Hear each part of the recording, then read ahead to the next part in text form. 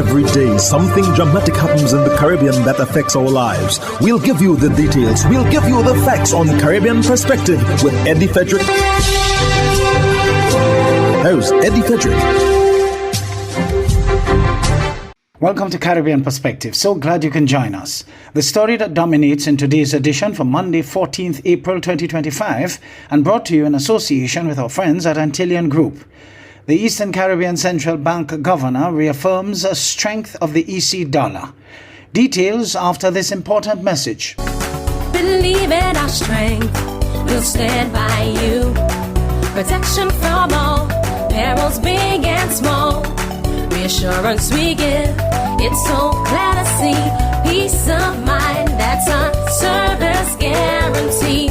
We look after all our family. Yes, we do at every opportunity. Antillean Group, underwriters of all classes of insurance solutions for your protection and investment. Live well financially.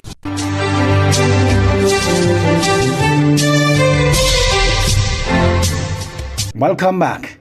Despite global economic uncertainties, the Eastern Caribbean dollar remains strong and is expected to stay that way. That's the assurance from Governor of the Eastern Caribbean Central Bank, Timothy Antoine, who addressed the issue during the opening of the 9th Annual Growth and Resilience Dialogue held at the Eastern Caribbean Central Bank. Andre Huey of SKN Newsline reports. At this moment, the backing is 98%. The law requires us to be at 60%. With foreign reserves of $6 billion and growing, as you can see on screen. Our EC dollar has stood the test of time. Over nearly 5 decades, our EC dollar has withstood multiple shocks, and it will withstand this tariff shock. So all this speculation about the devaluation of the EC dollar, that's one thing you do not have to worry about. The other things we have to worry about, that is not one. Governor Antoine urged regional leaders to adopt a growth mindset and push forward with regional integration to better position the region against external economic shocks. We must now intensify our focus and implementation of the Big Push agenda, especially in the pursuit of food and nutrition security and energy security. And third, we must accelerate the scope and pace of regional integration and collective action. The Big Push agenda is on screen, and I merely want to focus on food and nutrition security and energy security just for a moment. As the chart indicates on the next slide, you would recognize that our food import bill is a challenge for which we must meet and address. We have considerable work to do to reduce our food import bill because, as you can see, over the last several years, rather than declining, it has actually increased. And the thing about it is that when the economy rebounds, as we did after the pandemic, food imports actually go up. And that's what we've seen. So we got to get our food imports down, significantly down. Also addressing the gathering on Thursday, April 10th, was Director General of the OECS, Dr. Didicus Jules. He challenged stakeholders not only to talk about the region's challenges, but take meaningful action. This year's theme, In Pursuit of Extraordinary Excellence, invites us to break free from the bonds of business as usual. And I'm on the same page with Governor in that regard. Break free from those bonds of business as usual. It is not just about thinking ahead of the curve. It is also thinking differently about what we need to do. We need to embrace radical shifts required for the region to thrive in the 21st century. It is a challenge that resonates deeply with the OECS Commission's own mission to advance regional integration, sustainable development, and resilience. Because in the face of all of this, only a resolute integration construct that upholds collaboration over competition, that exercises imagination over inertia, and constructs resilient systems over rigid structures can survive. The 9th Annual Growth and Resilience Dialogue, under the theme Transformation in the Pursuit of Extraordinary Excellence, runs from April 10th to the 11th, 2025 at the ECCB. SK Newsline will bring you more coverage from this key regional event in upcoming reports. I'm Andre Huey for SKN Newsline. In the meantime, all aspects of fighting crime in the region must be applied for best results, according to Dr. Terence Drew, Prime Minister of St. Kitts and Nevis, as he spoke then in his capacity as chairman of the Regional Security System that held its annual meeting on April 4th. Glenn Bart of SKN Newsline reports. Addressing the security challenges of the region, Prime Minister Drew said St. Kitts and Nevis could have the blueprint for violent crime fighting, noting the significant reduction in violent crimes over the last 6 months. He reminded country representatives that the security of one depends also on the security of all. We have seen remarkable results when it comes to our homicide rate. I think it's almost 6 months now, and we have not had one. That is the best results we have seen in decades. And it is because of the hard work of the people who I just mentioned, very strategically in their orientation as they apply their trade, making sure that all the dots connect. If I were to leave one message here this morning, is that all the dots must connect if we are to get a handle of the security situation in the region. It means at home they must connect, and they must connect to our regional partners and our international partners for us to be successful. That is what our experience has taught us in the framework of dealing with crime and violence from a public health perspective.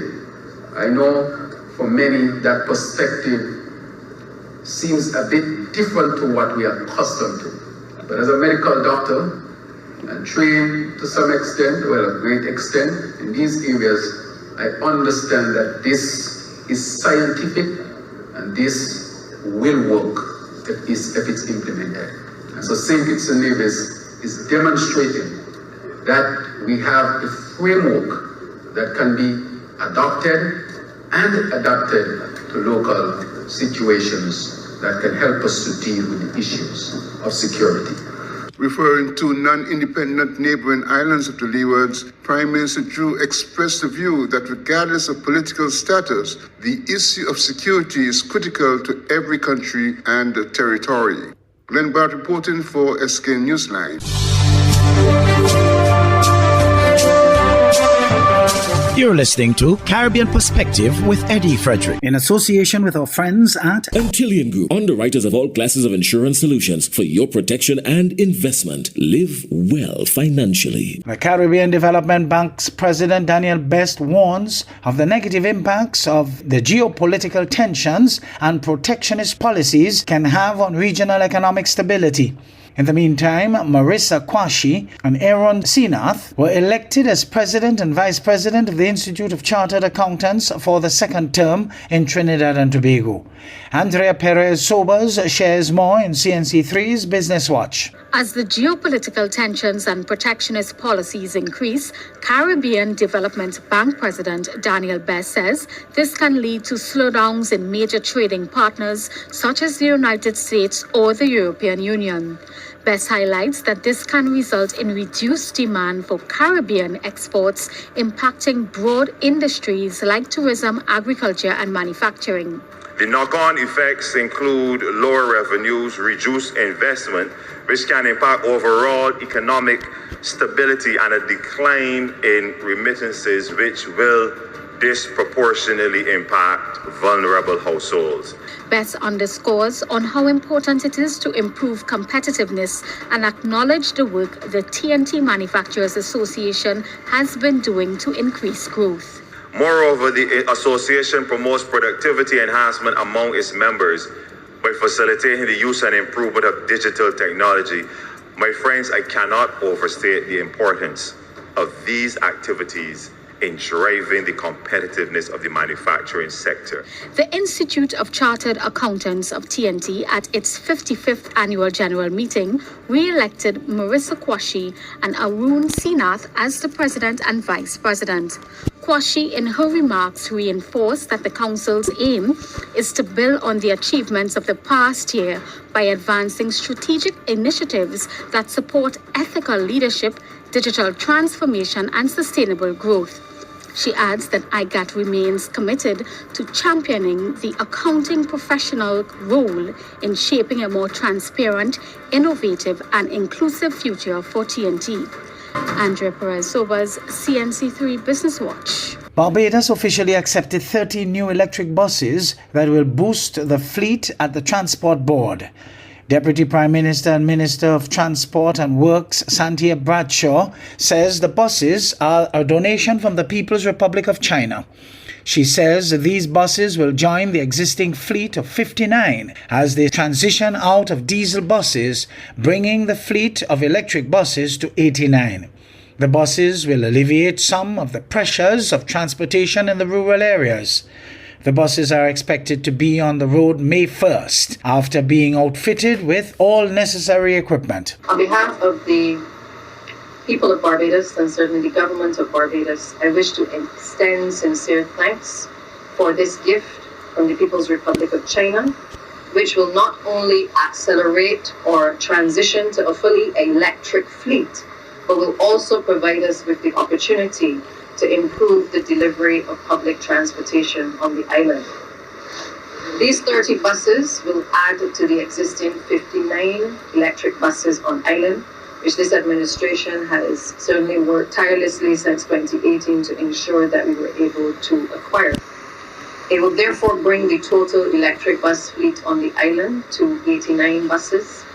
It will also make Barbados the largest electric fleet provider in this part of the hemisphere. As the United States and China continue to exchange blows in a tariff war on goods traded between them, an economist predicts that increased prices on local imports could eat into Barbados's foreign exchange reserves and drive up the cost of providing services. Professor of Economics and Deputy Principal of the University of the West Indies at Cave Hill, Winston Moore, says if Barbados begins to experience significant price increases on imports because of steep U.S. imposed tariffs on goods from countries like China, this would result in a faster drawdown on the island's foreign reserves on any type of imports from the United States. In a sit-down with CBC News, he pointed to Barbados's trade deficit with the U.S., importing around $700 million worth of goods for 2023-2024, while exporting approximately $50 million worth. Barbados, like most countries, is facing a 10% baseline tax on all its imports into the United States.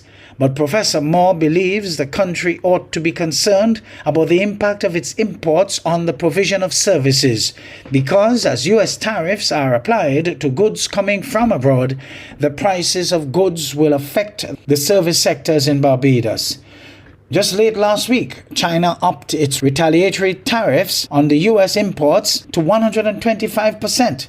Escalating the trade war between the world's two biggest economies. The effort is spending over $700 million to import goods into Barbados. Any change in the tariff for a portion of those goods is going to mean that $700 million might go up to $800, might go up to $900 million unless we reduce our consumption. So it might either mean spending more foreign exchange or it might mean reducing our consumption as well. Financial services sector, for example, if they are considering building a new head office, a lot of the inputs into that new head office might be imported from outside of Barbados. And therefore the costs that they might now see or they might now incur given this trade war might be higher. So it has impacts on say, a financial services company. And tourism is also a great example. When I'm building my tourism establishment, a lot of the inputs into that tourism establishment are imported, like the furniture and the fittings and so on, imported from abroad.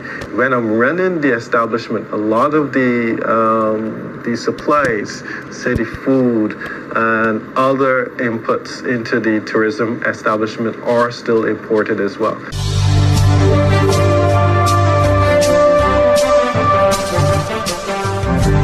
I I'm Eddie Frederick. This has been Caribbean Perspective, a whole new approach to highlighting developments in the Caribbean. In the meantime, please follow us on Facebook and subscribe to our YouTube channel for daily regional news and more, in association with our friends at Antillian Group. Believe in our strength, we'll stand by you.